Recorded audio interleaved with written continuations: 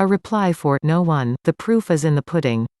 November 30, 2019 by Anna von Reitz.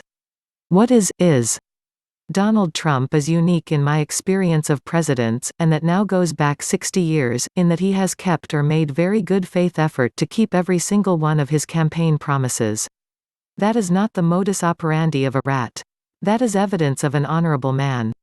The modus operandi of a rat is clearly demonstrated by Barack Obama. You can keep your health insurance, and I'm going to cut the federal budget, after I inflate it by $12 trillion more in debt.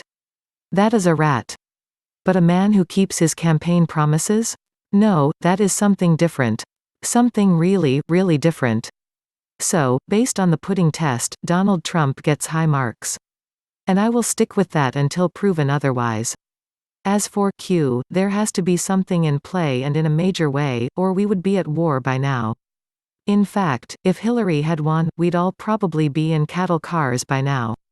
Call it what you will, the plan, the white hats, or the good angels. Whatever. All those federal indictments didn't just come out of nowhere, you know. So, there again, while I am waiting like everyone else for actual arrests of the criminals, the paperwork alone that went into that process is proof that something major is going on. And if it is what says, I am all on board with that, because it is a matter of criminality and not a matter of politics or economics or race or religion or anything else. It's all just ugly old garden variety bunco and other forms of crime being practiced on a vast scale. So, yes, I agree with it's a police matter. With an estimated 2 million felons at large in this country, it's more a matter of which variety of felon do you go after first. For any competent and motivated police force, it's a target-rich environment. And the next question is, where do you put all these felons? Look what happened to Jeffrey Epstein. Even if you find space for them, how do you keep the key contributors to the crime spree alive long enough to testify? All that money put into Gitmo makes sense now, doesn't it?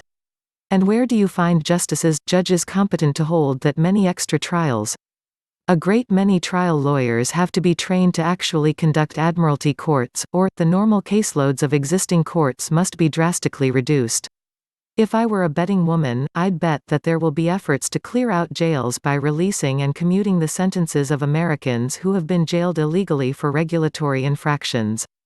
The impetus for that is twofold. One, we told the Pope and the Queen that we aren't paying for the cost of incarcerating those Americans, and two, they need the jail space. Again, if I were a betting woman, I would guess that they are waiting for the last shoe to drop in the municipal bankruptcy that started under Obama. And then, technically, there won't be a municipal government left to protect the rats.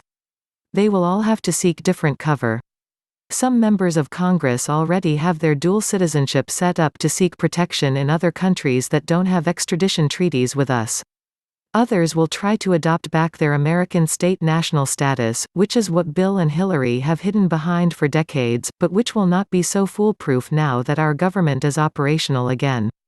We will be able to arrest them even if Mr. Trump can't. Finally, if you were Donald Trump and you had around 2 million active felons at large, including the bulk of the municipal Congress, which group of them would you focus your attention on taking down first?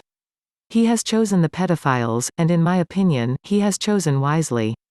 Why? Because they are universally detested as cowards and perverts, and that is well earned, but, more importantly, because they prey upon the most vulnerable among us.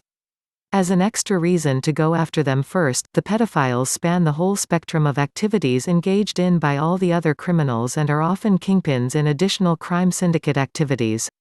That is, you can nail them for pedophilia and other gross moral crimes, and at the same time, take them out of their snuggled-up positions in banking and securities administration, government finance, records administration, Congress, the military, state-of-state administration, court system, all across the board.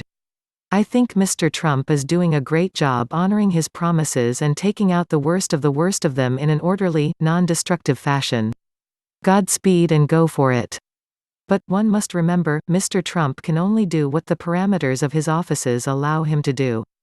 He cannot single-handed restore our lawful government for us. The responsibility of self-governance remains our responsibility, and the authority of the land and soil jurisdiction can only be exercised by Americans claiming their unique birthright state national political status and then choosing as adults to act as state citizens, operating their State of the Union.